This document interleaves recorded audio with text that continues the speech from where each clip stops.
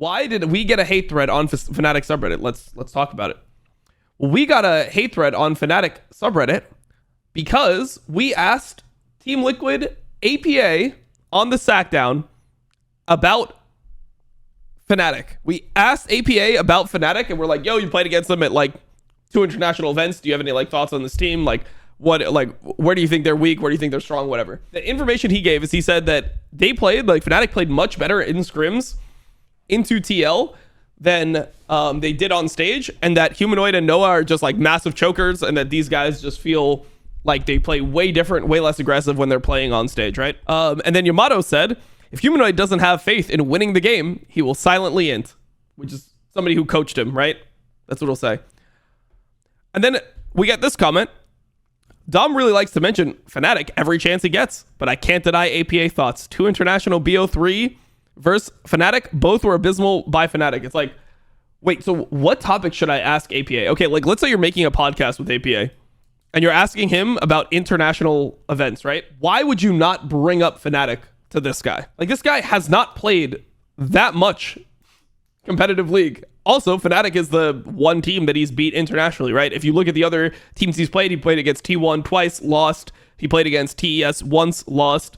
And then he played against Fnatic, right? And also, Fnatic and TL are much closer in skill generally than an NA team is to a Eastern team. Normally, you just expect that the Eastern teams are going to beat the Western teams every time internationally. I know G2 won one time this year. What did they do? They lost twice to T1, beat Top Esports once, then they lost to Top Esports at EWC. So like overall, you know, like mostly teams just lose internationally when they go like from the West, right? Like that's just what it is. So pretty relevant to talk about Fnatic as they are one of the most relevant teams.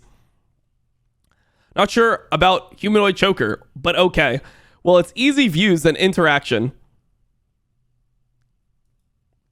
I mean, okay, I guess. Like, I guess it's easy views and interactions, but like, it's more just that like it's a good topic and it's a relevant team to talk about because he has a lot of experience. He played 6 games internationally against this Fnatic lineup, right? So he can talk about them, and he also, not only did he play against them, right? He went through all the prep to play them in a series, so he scrimmed against them. Like, he's played a lot against these teams. He knows them pretty well, right?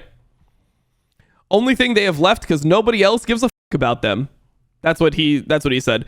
You know what's funny is like I would love to see like how many people give a fuck about this guy, because he says no one gives a fuck about me. Like, how many people give a fuck about you, bro? Like, I just want to see like some level of self-awareness. Like, I'm down for like bigger content creators to shit on me for like my like popularity or whatever. I think that's fair. If you are bigger, you have that edge to just be like, you like you're smaller, you're a piece of shit. Like, if you want to do that, you want to be that guy, you can. And like, I don't really have counterplay to that, because at the end of the day, like, streaming, it's not really about the quality of your content. It's mainly just about like how many views you get.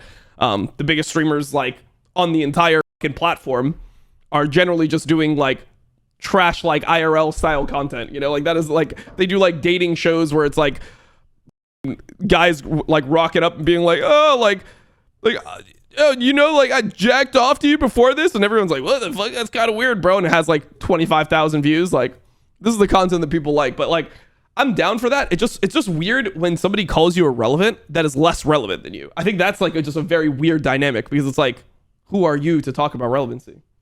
But how is it easy views? It wasn't in the title. The people who listened to it were already watching the video, so they're already easy views. No.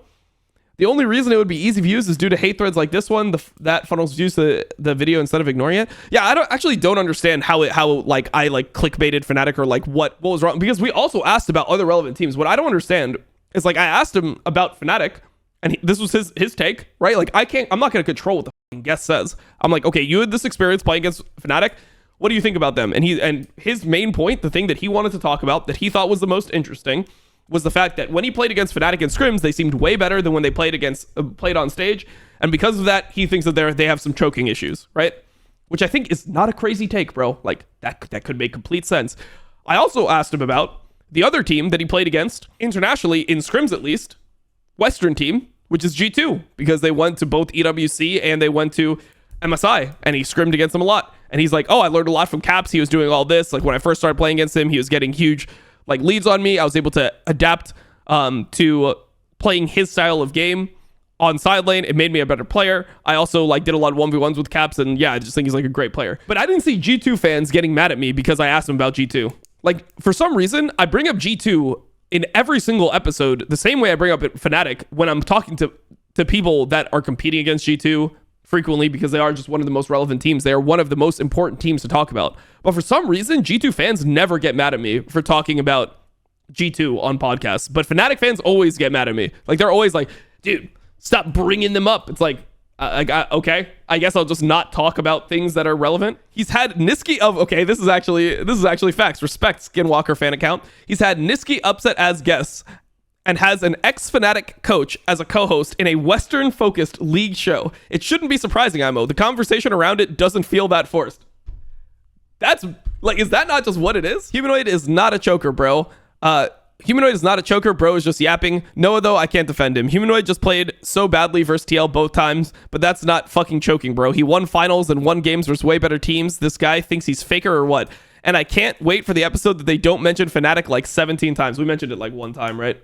Mentioned it one time. But yeah, I mean, like, maybe Humanoid's not a choker. I would say in recent years, he doesn't feel like he's overperformed in like games that matter a lot. It feels like the games where Humanoid performs the best is it's like when Fnatic goes into a series where they're supposed to have like zero chance of winning against like a top Asian team, and then he plays like pretty well individually into like one of those mid laners, and then they lose anyway.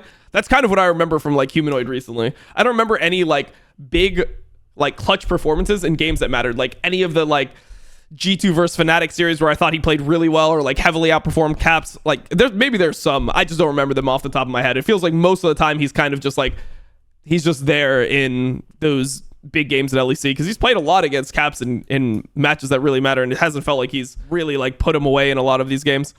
You realize pros have way information to work with than normal people. Most pros base opinions on scrims, not just officials. Fnatic definitely scrimmed TL. If APA gets shit stomped by Humanoid in scrims every game, but then does what he does in the official games, it is natural that APA would think he is a choker because he is literally choking. It is just like NRG versus G2. Would you say G2 wasn't choking because they got more wins versus Eastern good teams while NRG went 0-4? No, everyone even agrees G2 choked because they were like 15-1 in scrims versus NRG.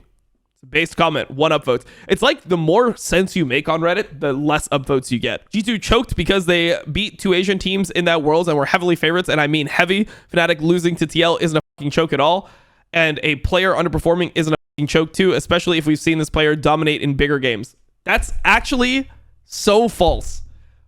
People rewrite history, and the important games are not the games like... People have this idea that the most important games are when you're severe underdogs against a team that's going to beat you no matter what. And then that team, even if you play well, they beat you no matter what. Those are not the actual most important, most stressful games. Those are the games where you can play completely free. The games that are like the biggest games are LEC finals, like LEC like matches that determine your world's qualification, the elimination series versus TL. Like that is a bigger series than when they play against Gen G. Like your performance matters more. Like you're going to lose to Gen G either way in this tournament, but versus TL, if he plays better, they can actually win. So I actually disagree with the importance that people put on these series that are ones where you're mega underdogs and you're like going to get 3-0'd pretty much no matter what, because those series actually do not matter as much as the ones that he's playing poorly in. Let people in NA have their moment. They will get their reality check at Worlds in before Fnatic/EU shits the international bed even more than before. Okay. Short-term memory in this thread is crazy. People forget about every Worlds Huma has had on Fnatic. Actually, I actually do kind of forget about last Worlds on Fnatic. How did he do last Worlds? Played against Weibo. They got 2-1 by Weibo. Beat Cloud9. Lost to BLG. Beat GAM. Lost to LNG. I'd have to rewatch those games. But I mean, yeah, I think that like Worlds definitely matters, but I think people generally overvalue Worlds. When you're judging a lot of these players, you want to be judging them like majority for a Western player. What you do 90% of the year, what you do domestically just matters more. I mean, okay, you could lose in Swiss, and there's degrees of how well you lose in Swiss. And obviously, if you're a team that is in contention to win Worlds, being able to win Worlds is the biggest goal you can have. But yeah, I guess I think that normally I see him have like some decent games, and then it just like ends up being losses anyway. That's kind of how I remember it. Okay, exactly. It's getting really annoying. Humanoid proved himself a lot of times in the past in Fnatic roster. He is the player who has that clutch factor which top teams need. I personally can't stand IWillDominate. His yapping is just laughable. Get this guy out, for Christ's sake. Then why are you watching a podcast that I'm doing if my yapping is laughable? Like, okay, Let's read the other comments. Nobody cares about his clutch factor for a few games each year when he is the one who hinders us at getting better throughout the year, my dude. This is such a based comment. Wait, this is getting downvoted? And how do you know that? Testimony by former players, coaches, whatever. How do you know that? Know what? I just watch the games. I mean, you can actually just watch the games and watch how he plays, and like he'll just have mistakes that he won't make later on. And it obviously, like, when you don't have a consistent level of performance, it's hard to build around because you don't know what actually is going to come about. Either he's a choker or he's clutch. The two things are mutually exclusive. Humanoid has shown to have what it takes to step up his game when it counts time and time again, even in metas that punish and devalue his natural playstyle. Plus, the he doesn't care narrative has been debunked multiple times by both teammates and opponents who've described him as extremely dedicated. It needs to die. Yeah, I mean, some people say that. Some people behind the scenes say different things. It's hard to know. Where was he in the finals versus G2? Actually, pretty good question, right? Every international tournament with Humanoid is the same. 3 to 6 games and play-ins. First half of groups, he pops off with certain champions. The block is here, but then he doesn't do anything once those get banned. Facts, actually. Facts. But I didn't even make these points. Like, what I don't understand is, like, I didn't even make any of these points. So, like, how did I end up getting flamed for asking a player about... Oh my god, somebody really likes making... About a player he competed against frequently. You know, like, that's the one thing that's confusing. I still don't understand why they're flaming me, but sure.